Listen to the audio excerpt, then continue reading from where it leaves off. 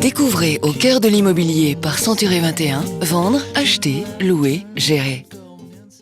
Pour mettre en vente ou en location un bien immobilier, il est obligatoire de fournir un certain nombre de diagnostics comme l'électricité, le plomb, l'amiante, les termites, le gaz. Tous ces diagnostics doivent être établis en fonction de la zone géographique et du type de bien. Cette année, avec mon mari, nous avons décidé de vendre notre maison. J'avais préparé un dossier bien présenté de tous les diagnostics obligatoires. C'est vraiment pas compliqué à faire, ça nous a coûté environ 500 €. Je me suis rendu compte que c'était rassurant pour les acheteurs potentiels de constater immédiatement que tout était parfaitement en règle.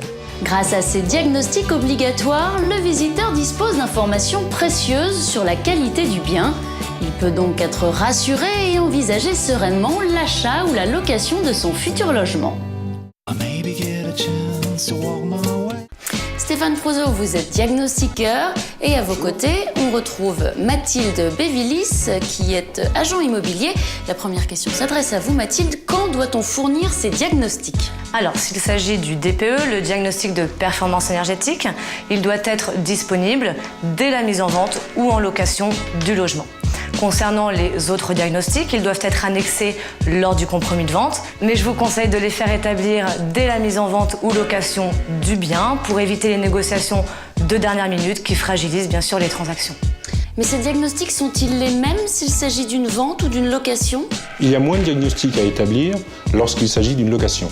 En conséquence, devront être annexés au bail le DPE, le diagnostic de performance énergétique, le RNT, l'état des risques naturels et technologiques, suivant la situation géographique du bien, le CREP, le constat des risques d'exposition au plomb, si le bien a été construit avant 1949, éventuellement la surface habitable, et, le cas échéant, nous conseillons aux propriétaires de faire établir un constat de logement décent, conformément à la loi SRU de décembre 2000, qui reprend les 14 critères de décence que tout logement loué doit avoir.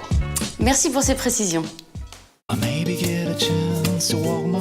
Retrouvez les autres programmes Au cœur de l'immobilier sur century21.fr.